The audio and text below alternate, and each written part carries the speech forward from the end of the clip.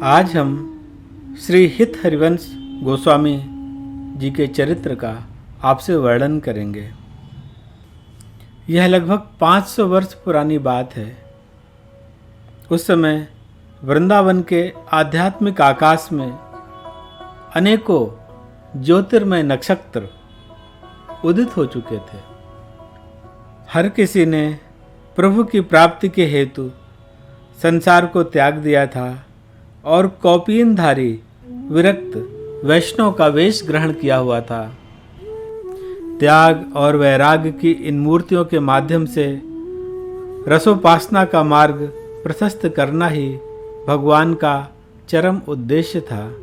पर रसोपासना वैराग्य वेश ग्रहण करके ही की जा सकती हो, ऐसा नहीं है। त्याग तो आभ्यंतरिक होना चाहिए, सच्चा होना चाहिए, केवल दिखावे का नहीं होना चाहिए। यदि संसार का त्याग हृदय से कर दिया जाए तो बाहर से त्याग किए बिना गृहस्थ में रह कर के भी रसोपासना की जा सकती है, इसमें संदेह नहीं है। इसका आदर्श स्थापित करना प्रभु के लिए आवश्यक था। उसकी स्थापना उन्होंने की गोस्वामी हित हरिवंश जी के परम पुनीत चरित्र के माध्यम से। गोस्वामी जी एक दिन देववन से चल पड़े। वे त्याग वैराग्य में जीवन व्यतीत करने के लिए रसोपासना में निमग्न रहने की वेगवती इच्छा को हृदय में लेकर वृंदावन पहुंचना चाहते थे। पर इससे पहले कि वो वृंदावन पहुंचते, मार्ग में ही उनकी परम आराध्या श्री राधा जी ने उन्हें एक दूसरा मोड़ दे दिया। उन्होंने स्वप्न में उनसे कहा कि आगे चिरथावल ग्राम में एक ब्राह्मण रहता है, वह तुम्हें अपनी 2 कन्याएं देगा, उससे तुम विवाह कर लेना। श्री राधा वल्लभ का एक श्री विग्रह भी वह तुम्हें देगा। उन्हें और नवविवाहिता दोनों पत्नियों को साथ लेकर वृंदावन आ जाना। यह कैसा आदेश! भजन करने के लिए तो वृंदावन जाने की यह कैसी रीति है? भजन के उद्देश्य से वृंदावन जाना सार्थक है यदि कोई संसार छोड़ कर जाए, पर जाए भजन करने और वहां जाकर नया संसार बसाए। यह क्या 2 नावों में एक साथ पैर रखकर चलने जैसा नहीं था, जिससे दोनों को उलट जाने का भय था? फिर उस समय वृंदावन की स्थिति पर दृष्टि डाली जाए तो क्या उस समय कोई संभ्रांत व्यक्ति परिवार के साथ वृंदावन में वास कर सकता था? वह हिंसक पशुओं के रहने का स्थान था, या लुटेरों के लूटपाट करने का स्थान था, या उन लंगोटी वाले परम विरक्त महात्माओं के भजन करने का स्थान था, जो ब्रजवासियों के टूक खाकर या वन के कंदमूल खाकर और आवश्यकता पड़ने पर कई कई दिन तक निराहार रहकर भी जीवन यापन कर सकते थे। ऐसी स्थिति में हरिवंश जी को 2 नवविवाहिता पत्नियों को साथ में लेकर और राधा वल्लभ जी की सेवा का भार लेकर वृंदावन में रहने की आज्ञा करना उन्हें कितना अस्थिर, भयभीत कर देने वाली बात थी। पर क्या हित हरिवंश जी एक क्षण के लिए भी अस्थिर हुए? उन्होंने राधा रानी का आदेश सहर्ष स्वीकार कर लिया। उन्हें चिंता किस बात की थी? राधा रानी ने राधा वल्लभ को भी उनके साथ भेजने की बात कहकर उनकी सारी परेशानी दूर कर दी थी। वह कोई हरिवंश जी का अपना संसार था जिसे वे वृंदावन में बसाने जा रहे थे। वह तो श्री राधा वल्लभ का संसार था। उन्हें संसारी रहकर वृंदावन में भजन करने का आदेश अवश्य था, पर माया के संसार का संसारी होकर रहने का नहीं, राधा वल्लभ के संसार का संसारी होकर। राधा वल्लभ के संसार में क्या माया झांक सकती थी? हित हरिवंश जी के लिए क्या उसमें किसी प्रकार की आपत्ति, विपत्ति या विघ्न, बाधा की आशंका करने की कोई गुंजाइश हो सकती थी? उन्होंने उन दोनों कन्याओं से विवाह किया, उन्हें और राधा वल्लभ को लेकर वृंदावन में प्रवेश किया। अंत तक वहां रहकर भक्ति में गृहस्थ जीवन का आदर्श प्रदर्शित किया। 5 आरती और 7 भोग वाली राधा वल्लभ की सेवा की नई परिपाटी का आविष्कार किया और राधा चरण प्रधान, विधि निषेध रहित भजन की रसमयी रीत का अपना पृथक कीर्तिमान स्थापित किया। आइए श्री हरिवंश जी के वृंदावन आने के पूर्व की जीवन की एक झलक लेते हैं। श्री हित हरिवंश जी का जन्म सन 1502 में मथुरा से 5 मील दूर बाद ग्राम में हुआ था। उनके पिता श्री व्यास मिश्र गौड़ ब्राह्मण थे और सहारनपुर जिले के देववन ग्राम में रहते थे। वे एक अच्छे ज्योतिषी और समृद्धशाली व्यक्ति थे। तत्कालीन किसी बादशाह ने उनकी ज्योतिष विद्या से प्रभावित हो उन्हें अपने दरबार में नियुक्त कर लिया था। वह जहाँ कहीं भी जाता था उन्हें अपने साथ ले जाता था।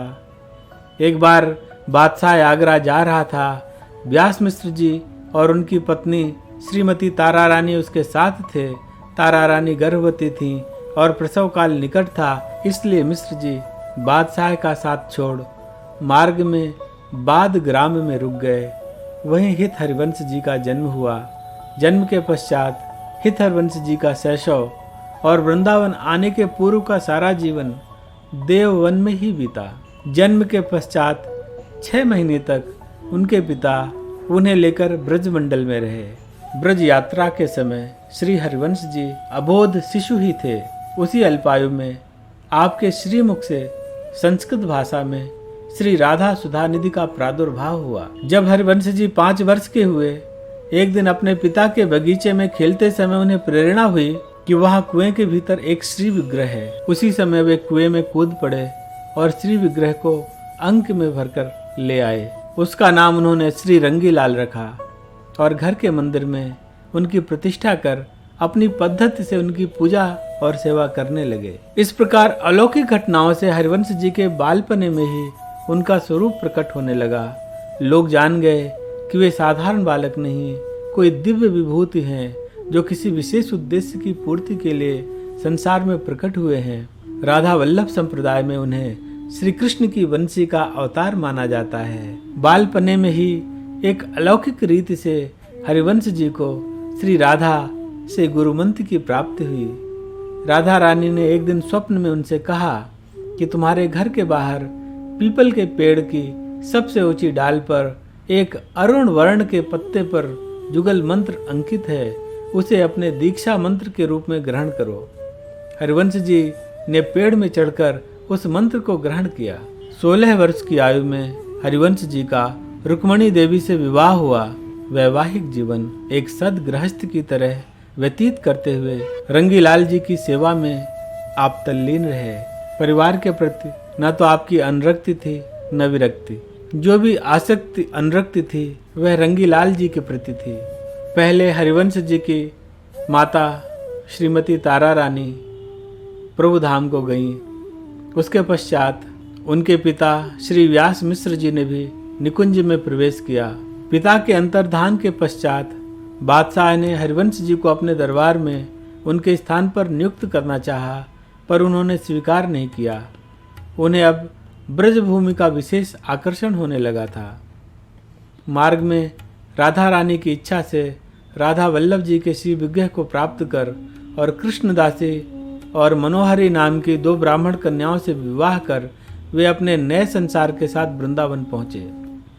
वहां यमुना तट पर एक ऊंचे स्थान पर श्री राधा वल्लभ जी का मंदिर स्थापित किया। कार्तिक शुक्ल त्रयोदशी को बड़ी धूमधाम से राधा वल्लभ जी का पाटोत्सव किया और 5 आरती तथा 7 भोग वाली नई पद्धति से उनकी सेवा पूजा की व्यवस्था की। स्थानीय ब्रजवासियों ने हरिवंश जी के भक्ति भाव से प्रभावित हो उन्हें आवश्यक भूमि प्रदान की। कहते हैं उन्होंने उनके हाथ में तीर कमान देकर कहा, आप राधा वल्लभ मंदिर से तीर छोड़िए, जिस स्थान पर आपका तीर गिरेगा मंदिर से उस स्थान तक की भूमि हम आपको दे देंगे। हरिवंश जी ने तीर फेंका जो चीर घाट पर जाकर गिरा। तीर गिरने की जगह उन्होंने रास मंडल का निर्माण किया जो आज भी विद्यमान है। दिल्ली के श्री सुंदरदास भटनागर ने राधा वल्लभ जी का लाल पत्थर का मंदिर बनवाया जिसमें राधा वल्लभ जी विराजमान हुए। औरंगजेब के आतंक के भय से उन्हें कामन ले जाया गया। उसके बाद मंदिर के पार्श्व भाग को औरंगजेब ने ध्वंस कर दिया। आज लाल पत्थर का वह मंदिर पुरातत्व विभाग के संरक्षण में है। राधा वल्लभ के वर्तमान मंदिर का निर्माण प्राचीन मंदिर के बगल में कराया गया और राधा वल्लभ को 116 वर्ष बाद फिर कामन से वृंदावन लाकर उसमें विराजमान कराया गया। वृंदावन आकर श्री हित हरिवंश जी रात दिन श्री राधा वल्लभ की रसमयी सेवा में लीन रहने लगे। उनकी इष्ट सेवा निष्ठा का पता एक घटना से चलता है जो उनके शिष्य श्री नाहरमल जी के साथ घटी थी। नाहरमल जी देववन में रहने वाले एक संपन्न व्यक्ति थे। वे कभी कभी हित प्रभु का दर्शन करने वृंदावन आया करते थे। एक बार हित प्रभु को श्री राधा वल्लभ की रसोई के लिए वन में ईंधन बीनते देख उन्होंने कहा, आप इस छोटे से कार्य के लिए इतना परिश्रम क्यों करते हैं? मैं कल से इसके लिए एक नौकर नियुक्त कर दूंगा। हित प्रभु ने रोष में भरकर कहा, इष्ट सेवा के इस कार्य को तुम छोटा समझते हो? तुम अपराधी हो। आज से मैं तुम्हारा त्याग करता हूँ। गुरु भक्त नाहरमल जी को बड़ा पश्चाताप हुआ। उन्होंने उसी समय से अन्न जल तब तक के लिए त्याग दिया जब तक गुरुजी प्रसन्न नहीं हुए। हित जी भांति भांति से राधा वल्लभ की सेवा किया करते।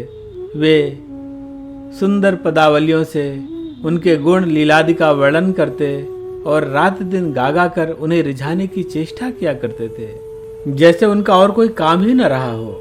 हरिवंश जी ने जमुना के उस पार मानसरोवर नाम के एक रमणीक स्थान को अपनी भजन स्थली बनाया।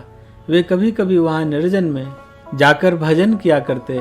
इस समय जो एक विशेष घटना घटी वह थी एक डाकू नरवाहन का उद्धार। नरवाहन वृंदावन से 3 मील दूर भेगांव के निवासी थे। वे डाकुओं के सरदार थे। सारे ब्रज प्रदेश में उनका आतंक था। बड़े बड़े राजा भी उनसे भय खाते थे। वे यमुना नदी के मार्ग से व्यापार करने वाले लोगों से कर वसूल करते। जो कर नहीं देता उसे लूट लेते थे। नरवाहन के आतंक के कारण उस समय वृंदावन में वास करना बहुत कठिन था। पर हित हरिवंश के दर्शन मात्र से उनके स्वरूप में आमूल परिवर्तन हो गया। वे उनके शिष्य हो गए। वृंदावनवासी जो उनके आतंक से पीड़ित रहते थे अब उनकी संरक्षता में सुख से जीवन व्यतीत करने लगे। एक बार एक जैन व्यापारी कई नावों में बहुमूल्य सामग्री लेकर यमुना के मार्ग से जा रहा था। उसके बहुत से सिपाही थे जो हथियारों से लैस थे। उसने नरवाहन को कर देने से मना कर दिया। नरवाहन ने उसे परास्त करके कैद कर लिया। उसकी 3 लाख की संपत्ति जब्त कर ली और कहा, इतनी ही संपत्ति घर से मंगवा कर दो तब तुम्हारी मुक्ति होगी। वह व्यापारी ऐसा न कर सका। नरवाहन ने उसे फांसी देने का निर्णय कर लिया। नरवाहन की दासी को उस पर दया आ गई। जिस दिन फांसी दी जानी थी उसके एक दिन पूर्व रात्रि में वह कारागृह में उसके पास गई और उससे कहा कि कल तुम्हें फांसी दी जाने वाली है। उससे बचने का एक ही उपाय है, तुम रात भर उच्च स्वर से श्री राधा वल्लभ श्री हरिवंश के नाम का गान करो। यह सुनकर नरवाहन भागा आएगा और तुम्हें मुक्त कर देगा। व्यापारी ने ऐसा ही किया। नाम धन सुन नरवाहन भाग कर आए और कारागृह का दरवाजा खुलवाकर उसके चरणों में गिर पड़े। उससे कहा, मेरा अपराध क्षमा करो, मैंने तुम्हें बहुत दुख दिया है। मैं नहीं जानता था कि तुम मेरे गुरु भाई हो। तुम्हारे मुख से श्री राधा वल्लभ श्री हरिवंश नाम न सुनता तो कल तुम्हें फांसी देकर और भी जघन्य अपराध का भागी बनता। दूसरे दिन नरवाहन ने व्यापारी की सारी संपत्ति लौटा दी और सम्मान पूर्वक अनेक अनुचरों के साथ उसे विदा किया। व्यापारी उसी समय हित प्रभु के पास पहुंचा और अपनी सारी संपत्ति उन्हें भेंट कर उन्हें शिष्य बना लेने की प्रार्थना की। हित प्रभु ने उसे शिष्य तो बना लिया पर उसका द्रव्य स्वीकार नहीं किया। श्री हित हरिवंश गोस्वामी जी ने शरद पूर्णिमा के दिन प्रभु धाम में गमन किया। इस प्रकार उन्होंने अपनी निकुंज गमन की लीला शरद पूर्णिमा के दिन पूरी की। श्री हित हरिवंश जी अपने समय के रसिक समाज के सर्वप्रिय और सर्वमान्य नेता थे। श्री हित हरिवंश का मुख्य ग्रंथ हित 84 है। राधा वल्लभ संप्रदाय का मुख्य ग्रंथ भी यही है। यह हरिवंश जी के ब्रज भाषा में लिखे 84 गेय पदों का संग्रह है। इन पदों में राधा में अनन्य निष्ठा, राधा कृष्ण के नित्य विहार, रास, सूक्ष्ममान, रूप श्रृंगार आदि का सुंदर वर्णन है।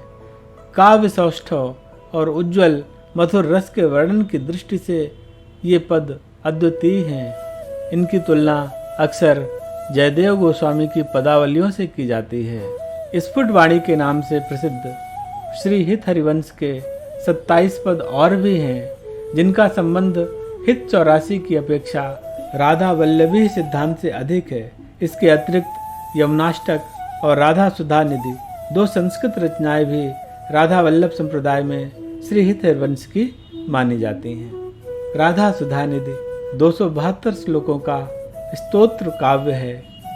इसमें राधा निष्ठा का अपूर्व वर्णन है। भक्तमाल में नाभाजी ने अपने शप्पे में हरिवंश जी की उपासना की जिन विशेषताओं का संकेत किया है वे इस प्रकार हैं। राधा चरण प्राधान्य, अनन्यता, नित्य विहार में सहचरी के रूप में श्री युगल की सेवा, विधि निषेध रहित उपासना, महाप्रसाद में सर्वस्व बुद्धि। हित हरिवंश जी की उपासना पद्धति में राधा का स्थान सर्वोपरि है। राधा ही इष्ट है, आराध्या है। श्री कृष्ण भी उनकी कृपा दृष्टि की कामना करते हैं। श्री कृष्ण आराधक हैं, श्री राधा रानी आराध्या हैं। श्री कृष्ण सेवक हैं, श्री राधा रानी सेव्या हैं। श्री कृष्ण उनके चरणों में विलुंठित होते हैं, उनकी चाटुकारी करते हैं, उनके आदेश निर्देश का पालन करने में तत्पर रहते हैं, उन्हीं के नाम का जप करते हैं, उन्हीं का ध्यान करते हैं। श्री कृष्ण भी उपास्य हैं, पर स्वतंत्र रूप से नहीं, राधा के आराधक और उनके प्रिय होने के कारण आनुषंगिक रूप से ही। सहचरी हित या प्रेम की मूर्ति है। वह सदा युगल के हित की चिंता करती है, भांति भांति से उन्हें लाड़ लड़ाती है, श्रृंगार की नई नई सामग्री तैयार कर भांति भांति से उन्हें सजाती है, उनका मिलन कराती है, मान मोचन कराती है और उनके सुख के लिए जब जैसी सेवा की आवश्यकता होती है वैसी सेवा करती है। श्री हित हरिवंश की उपासना पद्धति सहज प्रेममयी है। इसमें विधि निषेध का कोई स्थान नहीं है। तो ये श्री हित हरिवंश के चरित्र का बहुत सुंदर वर्णन आज आपसे हमने किया। ऐसे ही शुद्ध वैष्णव के दिव्य चरित्रों का वर्णन हम आगे आपसे करते रहेंगे। जय गौ माता, जय गोपाल।